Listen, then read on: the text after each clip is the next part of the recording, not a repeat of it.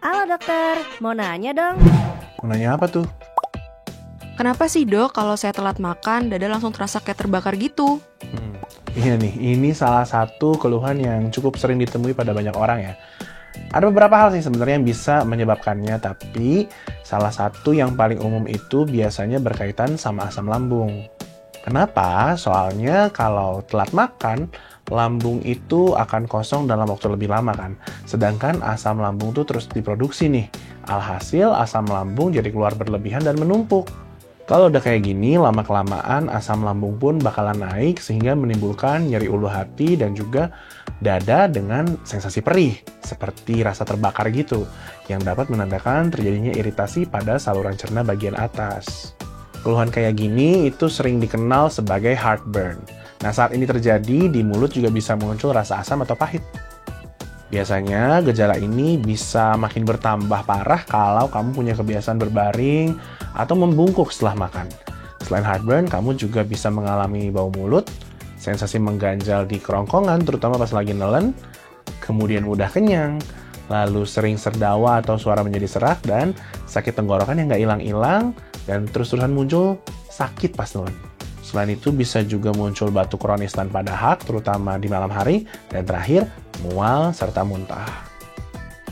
Dokter, asam lambung tuh bakalan naik hanya kalau telat makan doang kan?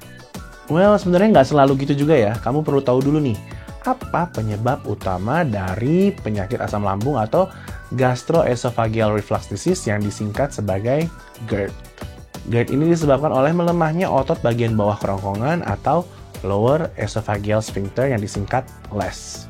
Kalau digambarkan, otot ini tuh bentuknya kayak cincin gitu ya, yang bisa membuka dan menutup saluran kerongkongan. Pas lagi makan, otot LES ini bakalan mengendur supaya makanan kita bisa masuk dari kerongkongan menuju ke lambung. Nah, habis makanan udah turun ke lambung, si otot LES-nya itu bakalan menegang dan kembali menutup. Tapi buat orang yang kena sakit GERD, otot LES-nya ini melemah. Akibatnya nggak bisa menutup deh pas lagi menelan makanan. Akhirnya isi lambung dan asam lambung pun jadi lebih mudah untuk naik kembali ke kerongkongan. Tandanya mulut kamu bisa terasa asam atau pahit, terus ulu hatinya nyeri, perutnya kembung, terus mual, bahkan muntah.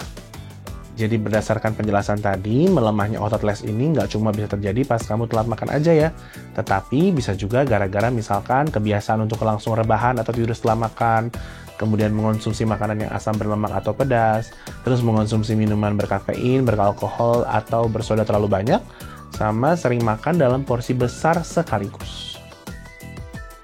Sakit asam lambung bisa sembuh total nggak sih dok? Gimana cara ngatasinnya? Oke, jadi sebenarnya kalau dibilang sembuh total 100% sih mungkin enggak ya. Karena kan mau nggak mau, yang namanya asam lambung itu bakal terus ada di dalam tubuh dan memang harus diproduksi untuk menjalankan proses pencernaan.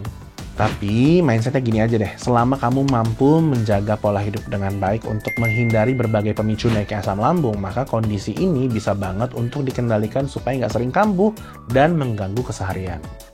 Yang pertama bisa dimulai dengan menjaga pola makan yang sehat dan teratur, dan jangan kebiasaan ditunda-tunda ya. Udah gitu sekalinya makan dan minum, malah makan yang pedas, asam, atau tinggi akan kafein. Waduh, jangan kebiasaan kayak gitu ya. Terus, supaya lambungnya nggak kelamaan kosong, kamu bisa bagi-bagi porsi makannya jadi lebih dikit-dikit, tapi frekuensinya aja yang jadi lebih sering. Atau paling nggak, selalu sediain cemilan kayak biskuit gitu misalkan di tas. Jadi, jangan sampai perut kamu tuh kosong banget terlalu lama. Tapi saya sering juga malah ngerasain nyerinya pas udah selesai makan dok. Kalau itu kenapa dong? Nah, kalau kamu sudah mengalami sakit asam lambung, mengonsumsi makanan memang dapat memicu rasa nyeri atau ketidaknyamanan pada lambung. Biasanya karena dinding lambungnya keburu udah teriritasi. Tapi jangan jadikan ini alasan untuk lanjut nggak mau makan sama sekali ya. Soalnya takutnya nanti malah semakin parah si penyakit asam lambungnya ini. Untuk menyiasatinya, kamu bisa kayak tadi saya bilang, makan sedikit demi sedikit dan perlahan. Jadi nggak perlu langsung berusaha menghabiskan satu porsi besar sekaligus, karena biasanya makin nggak enak tuh, makin mual juga. Atau kamu bisa juga nih konsumsi dulu obat-obatan untuk menetralkan asam lambung dan melindungi permukaan lambung sebelum makan.